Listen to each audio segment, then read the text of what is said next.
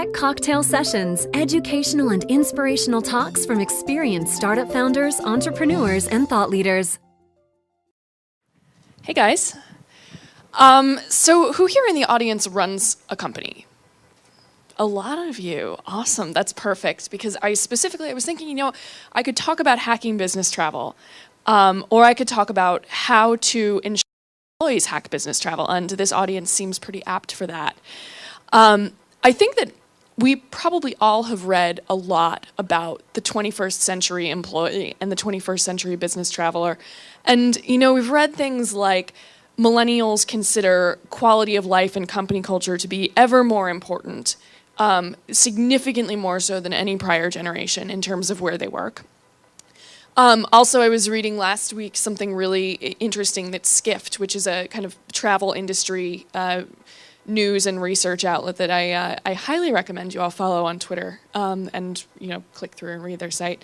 They put out their trends to watch in 2013 with regard to travel, and one of them was that business travel and leisure travel are getting very, very blurred, which I personally agree with. I'm like, yeah, I will go. I'm based in New York, and I will go on a trip to the Bay Area, and I will just get a later flight and instead spend the weekend in in wine country or something. I'm out there anyway, and my company's paying for the flight. Obviously, the weekend is on my own dime, but in terms of efficiency and in cost effectiveness, I find that great.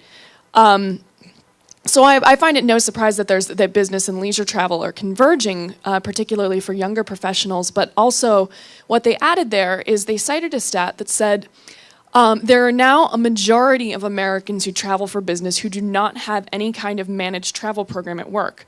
And that I found really, really interesting, because I've worked in environments where we had a managed travel program and we had to use it, or we ostensibly had to use it. Most of us just didn't, and realized that no one actually really cared as long as we weren't overspending. And I've also worked in large company environments where we did not have a managed travel program. And I find that one of the most empowering things that a company can put into its company culture. And so I wanted to give just a couple of really quick principles about how you can do that for your employees, encouraging them to think smart, think cheap, travel smart, while also still being able to travel the way that they want to, rather than saying you must fly this airline, you have to stay at this chain of totally stale big corporate hotels. I think there are two basic principles to that. The first one is that you have to incentivize. I think there have been way too many gamification startups out there. I think that a lot of them find that there is no real reason for people to want to rack up points or badges or that kind of thing. Don't get me wrong, I love Foursquare, but I think some people saw the success of Foursquare and kind of went a little too far with that. So when I say incentivize and turn business travel into a game, I think that there's a difference when you're doing that sort of thing with your company, where you can guarantee some level of success. And that's because I think gamification works and incentivization works when you have an existing community of people with whom there can be competition. And if you have an employee force, there's that community. So if you were incentivizing your employees, hey, if you're going to go cross country, here's your cap, here's your spending cap. If you go under that, you get points that you can redeem towards perhaps flying business at some point, if you accumulate enough of them, or towards some kind of recognition within the office. Depends on the company.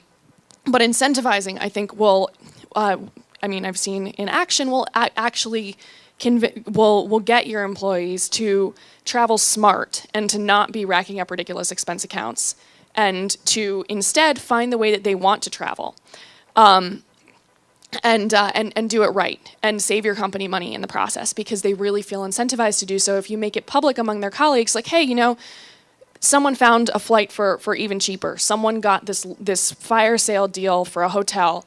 It was amazing, saved us a ton of money. So incentivizing, I think, is principle number one. Principle number two is choice. You're going to have happier employees, I said, if they are traveling heavily for business. I personally travel 3 months out of the year. I'm on the road, mostly for work. And depending on what your company does and who the employees are, they may travel just as much, they may travel less. But when you're concerned about quality of life at a startup, as most companies in our world are, you want to consider keeping them happy while traveling. So when you offer them choice, you can basically just sit back and say, you know what, do what you want. Here are the principles and here are your points of choosing. You can say, you know what, you don't have to use a corporate card. You can use your own card and then expense it.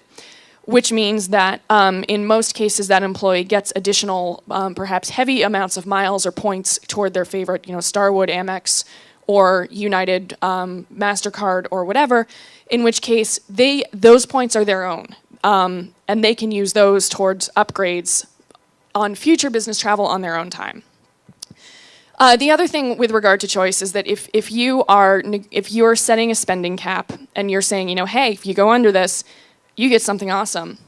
But you can also say, you know what, you can go over this if you want. You're just going to have to pay the rest yourself.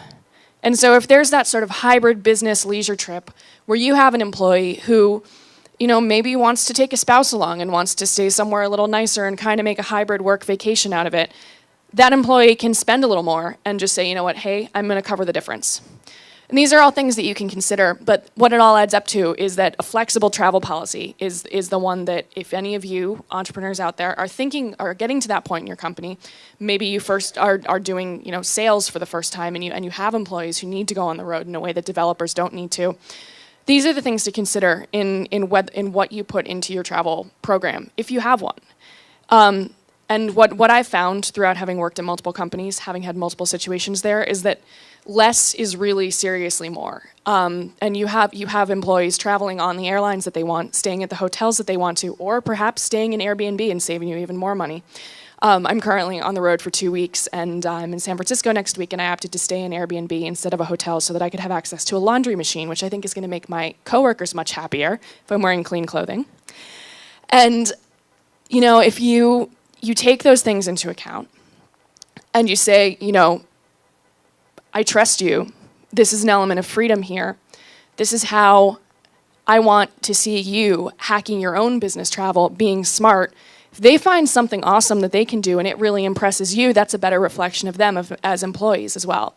So if you're at that point with your company, I encourage you to think about really making things flexible and really giving them ways to be creative so that this is just another way that they can show how that they are productive and they are efficient, dedicated employees, but who also value their own quality of life and their own individuality.